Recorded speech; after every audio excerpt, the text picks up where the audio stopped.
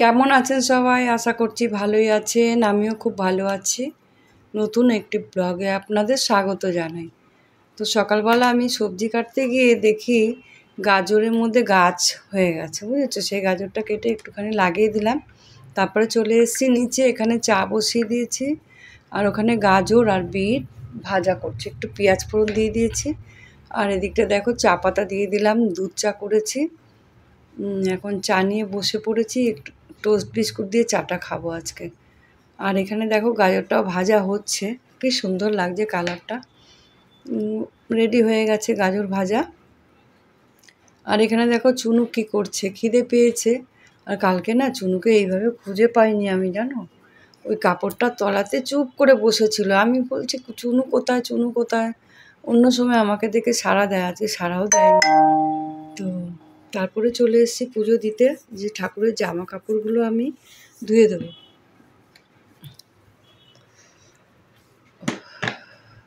জামা, গামছা সমস্ত কিছু ধুয়ে মেলে দেব।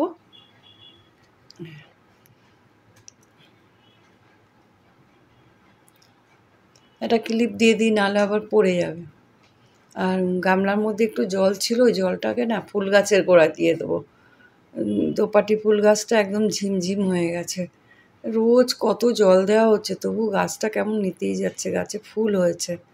ঠাকুরের জামা ধোয়া জলটা দিয়ে দেখি গাছটা কেমন হয়। হলদে হয়ে গেছে, দেখি ভালো হয়। যদি ভালো ফুল হচ্ছে, কেমন লাগে বলো? গাছটা যদি নষ্ট হয়ে যায় তো কেমন লাগবে। দরজাটা দিয়ে যাই, ঠাকুর ঘরের তালাটাও দিয়ে দেবো, বুঝেছো? সিঁড়ি ঘরের দরজাও দিয়ে দেবো, দিয়ে নিচে চলে যাব।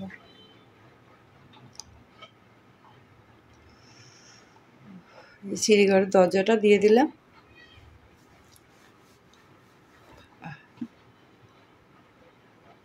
রান্না করতে হবে, আজকে অনেক কাজ আছে, সারাদিন কাজ।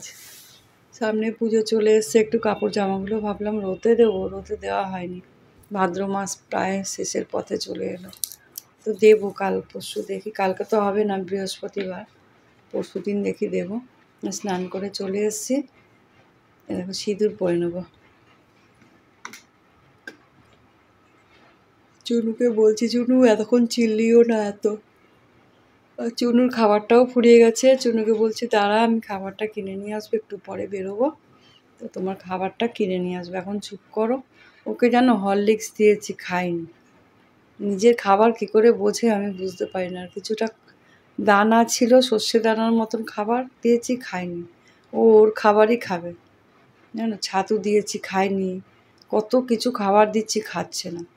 এখানে দেখো একটু বাজারে বেরিয়েছিলাম, শাপলা নিয়ে এসেছি, লাল শাক, মাছ টাছ সব নিয়ে এসেছি। গরমে আর কিছু ভালো লাগছে না, একটু দইয়ের ঘোল করলাম, তারপর খেয়ে নিলাম। আর এখানে বালিশগুলো আবার রোদে দিয়েছিলাম, সেই বালিশগুলো রোদের থেকে তুলে রাখি, কখন বৃষ্টি আসবে সব ভিজে যাবে, তো তুলে রাখি।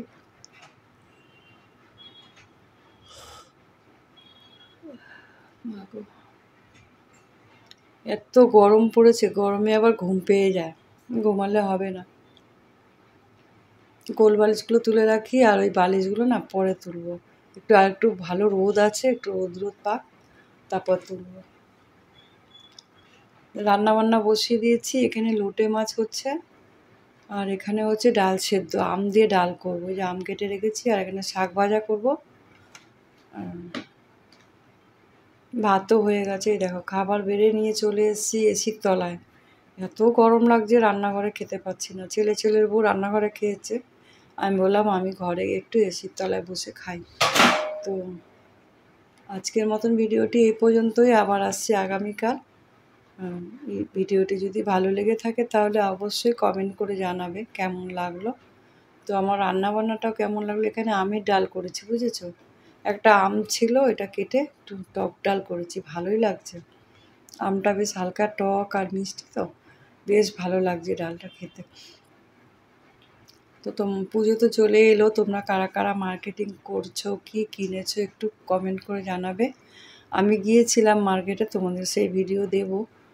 তো এখন খাওয়া দাওয়াটা করে নিই, আর ভিডিওটি এখানেই রাখছি, আবার আসছি আগামীকাল। Tata, bye bye.